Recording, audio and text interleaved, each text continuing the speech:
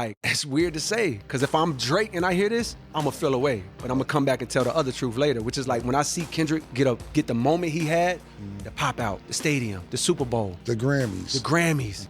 But creatively, that's not my place. Rumor, did you ever scuffle with Puff before? Or is that just all rumor? No, that actually happened. I had explain that. Nah, you know what? I damn near wish I could, because it's such an ill story. Right. You know what I mean?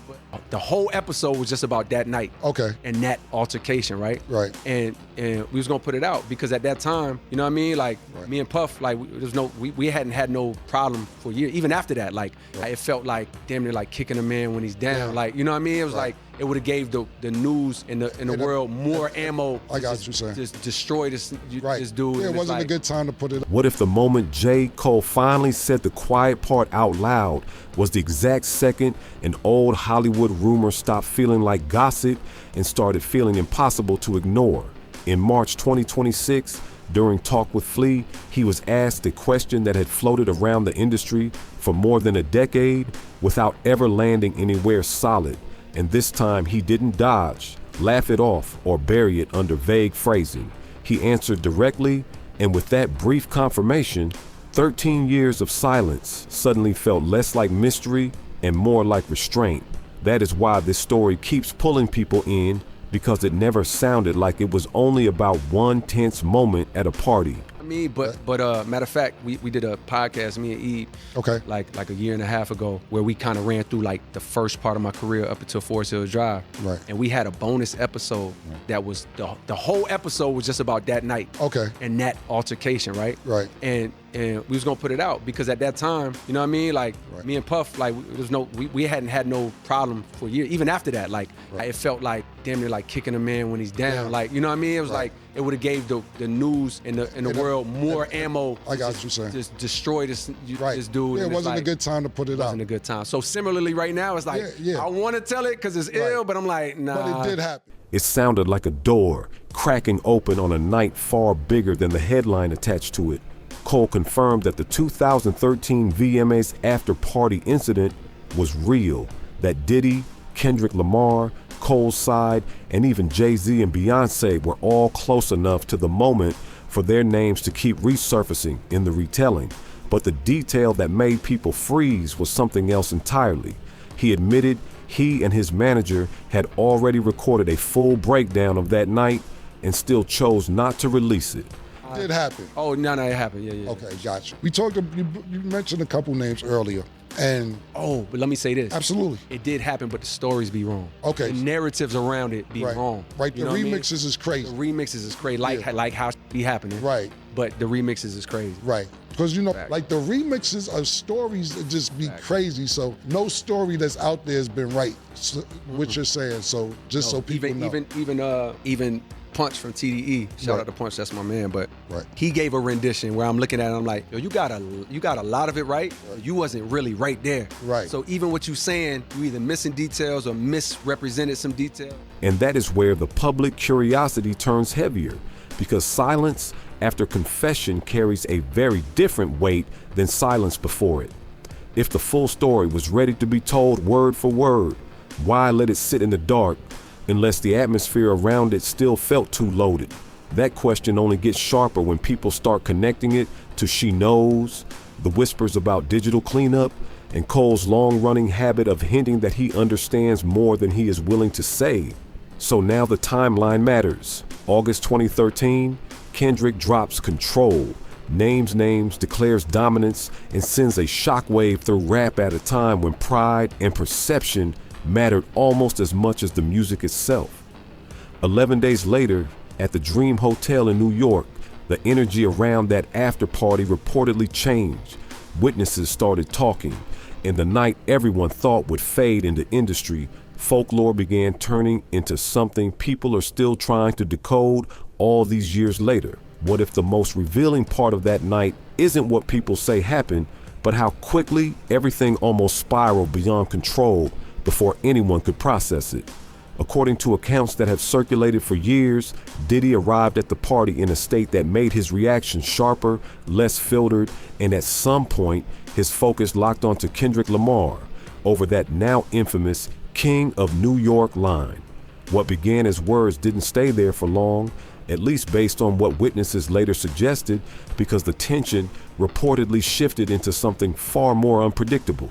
It's weird because to see a moment that Kendrick had, it's like, I'm like, oh my God. Quietly, I'm like, it's weird to say. Because if I'm Drake and I hear this, I'm going to feel away. But I'm going to come back and tell the other truth later, which is like when I see Kendrick get the moment he had, the pop out, the stadium, the Super Bowl. The Grammys.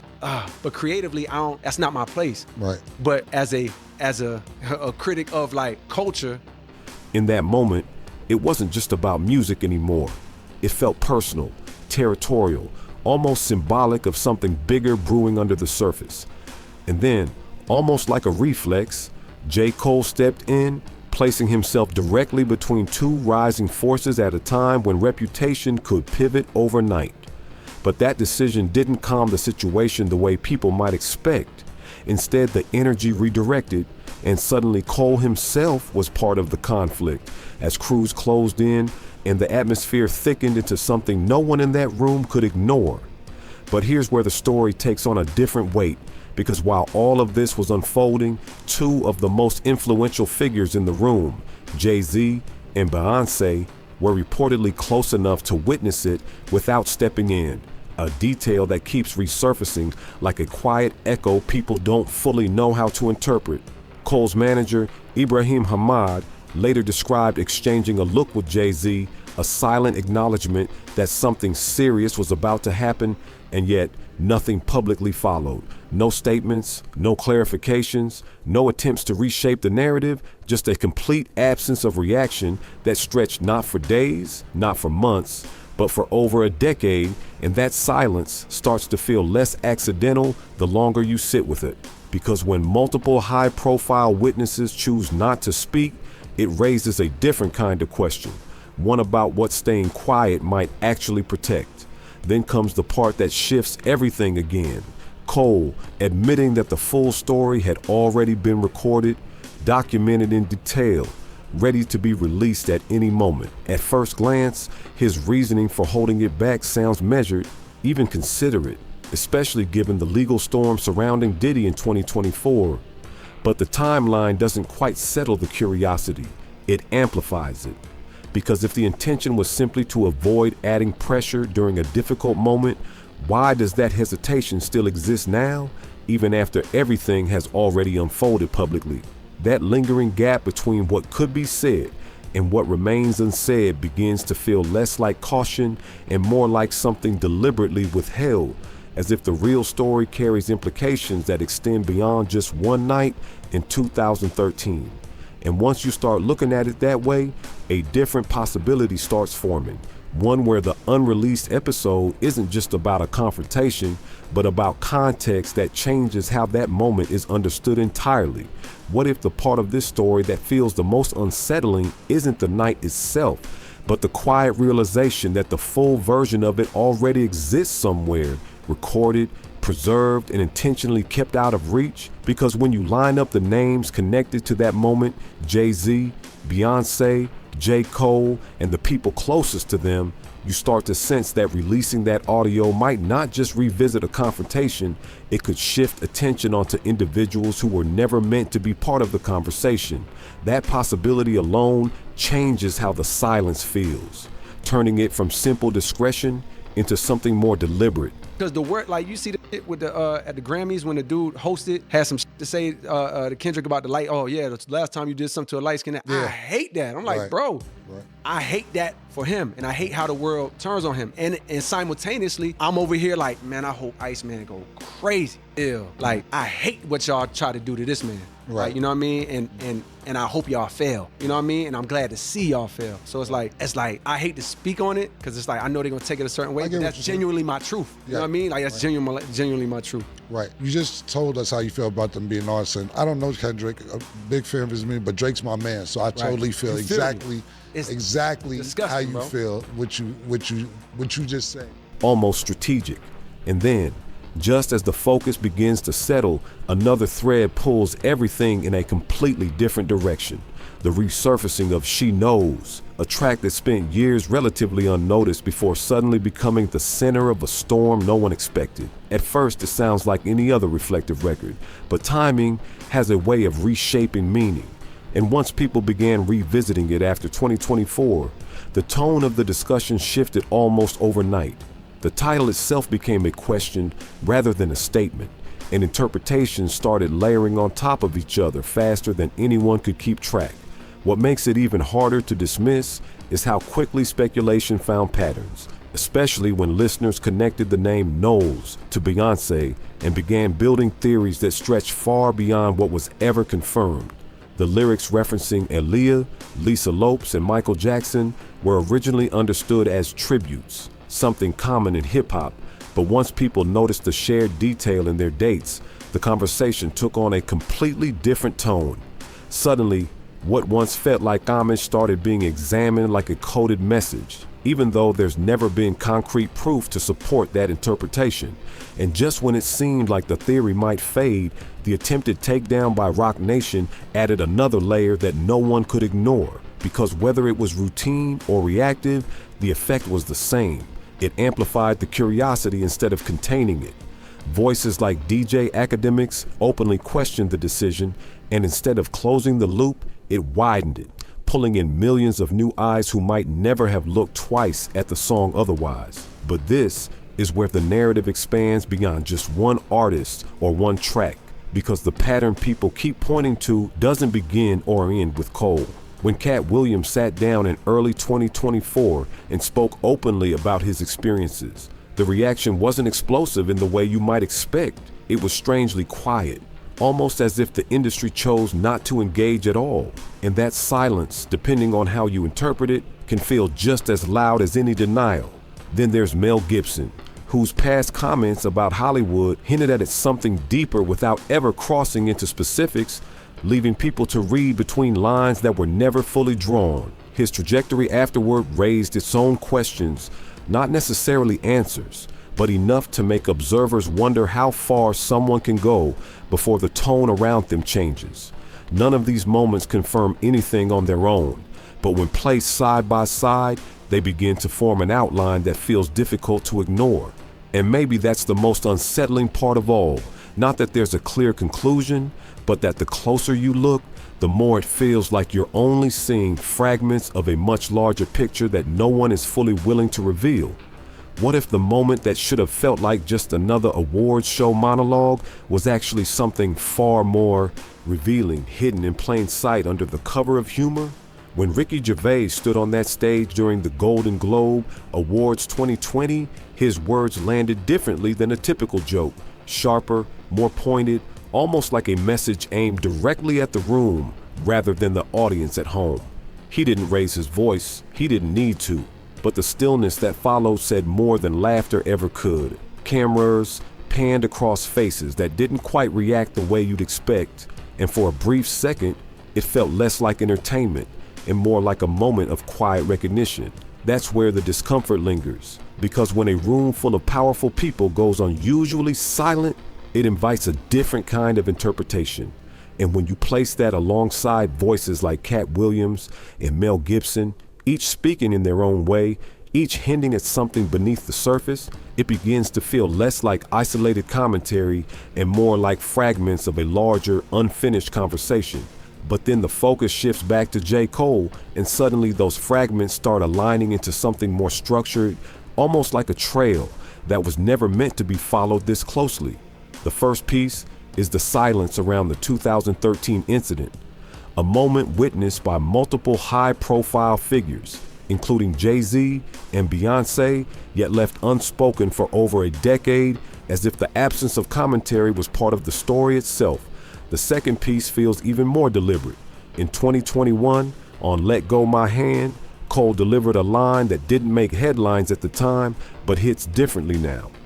A quiet admission that he's aware of more than he chooses to reveal. At first, it passes like any introspective lyric, but revisiting it after everything else creates a subtle shift in meaning, like hearing the same sentence under completely different lighting. And here's where the tension builds, because artists often express emotion through metaphor, but every now and then, A line feels less like poetry and more like restraint. What makes this harder to ignore is how consistently that pattern appears. Moments where Cole edges close to saying something definitive, then deliberately pulls back, leaving just enough behind for people to question what was almost said.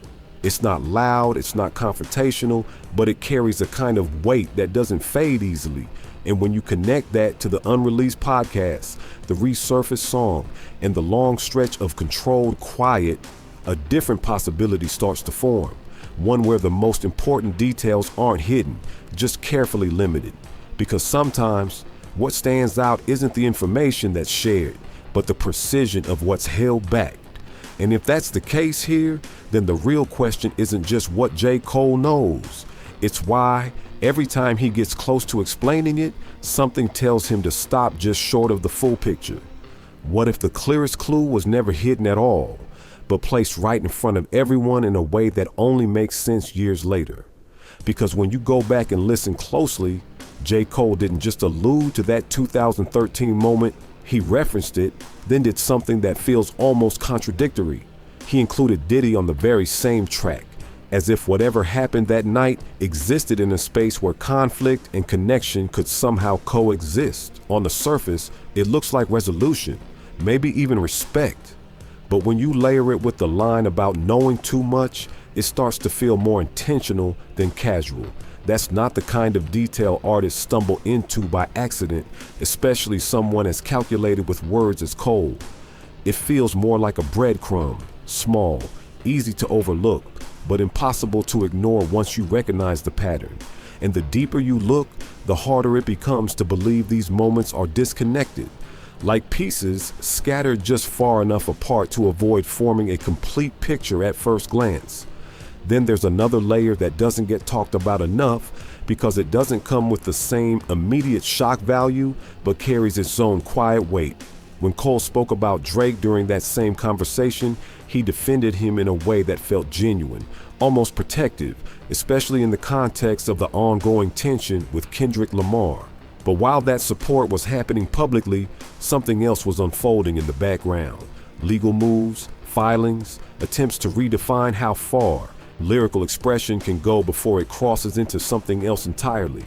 And Cole, who clearly understands how quickly narratives can shift, chose not to engage with that side of the situation at all. That absence stands out, not because he had to say something, but because of how precisely he didn't. It suggests awareness, not ignorance, a decision to stay just outside the line where things become complicated. Because once you step into that space, history shows it's not easy to step back out. And that leads to the final piece, the one that refuses to settle no matter how many explanations are offered. The full story exists, it's recorded, it's detailed, and even now, with everything that has already come to light, it remains locked away. Cole framed it as respect, as restraint, as choosing not to add weight to a situation that has already played out publicly. But when you really sit with that reasoning, it starts to feel incomplete because the circumstances have already changed so dramatically. At this point, holding it back doesn't just protect one person, it potentially shields something broader, something that hasn't been addressed directly. And that's the thought that lingers, the one that doesn't quite resolve. Maybe the reason this story hasn't been fully told isn't about the past at all, but about what it could affect in the present. Because if it were only about one night, one argument, one moment, there wouldn't be this much hesitation to finally let it be heard. So now it comes down to you. Do you think J. Cole is protecting someone beyond Diddy? Or does this really come down to principle, choosing not to add more noise to something that's already unfolded? And what about She Knows? A coincidence that spiraled out of control, or something that only started making sense years later? The deeper you go, the less clear it becomes. And maybe that's exactly why people can't stop talking about it. What if the real story doesn't continue forward, but instead loops back, forcing you to re-examine everything you thought you understood from the beginning? Because the more you revisit these moments surrounding J. Cole, the more they start to feel less like isolated incidents and more like carefully spaced signals that only become visible with time. There's a strange consistency in how he approaches these situations, never fully stepping in, never fully stepping away, always positioned right at the edge of revelation. And that balance feels intentional, almost like someone navigating a space where saying too much could shift consequences in ways we don't fully see. But here's the part that keeps the tension alive. If everything truly was as simple as it appears on the surface, there wouldn't be this pattern of hesitation repeating itself across years, across different contexts, across entirely separate conversations. At some point, coincidence starts to feel like a placeholder explanation rather than a satisfying one. What makes this even more unsettling is how the environment around these moments seems to respond. Not with confrontation, not with clarification, but with a kind of quiet containment that keeps everything just out of reach. It's not denial, it's not confirmation, it's something in between. And that gray area is where curiosity grows the strongest. And when you think about it, that might be the most revealing detail of all. Not what's being said, but how consistently the full picture avoids being completed. Because in a world where information spreads instantly, where narratives are built and broken overnight, the one thing that stands out the most is something that refuses to fully surface. And maybe that's the final layer to this entire story. Not a hidden truth waiting to be exposed, but a reality that can only exist in fragments, because putting it all together would change more than just how one night is remembered. It would change how everything connected to it is understood. Comment below with what you think is really going on. Leave a like if this gave you chills, and subscribe, plus turn on notifications if you want to see more Hollywood secrets.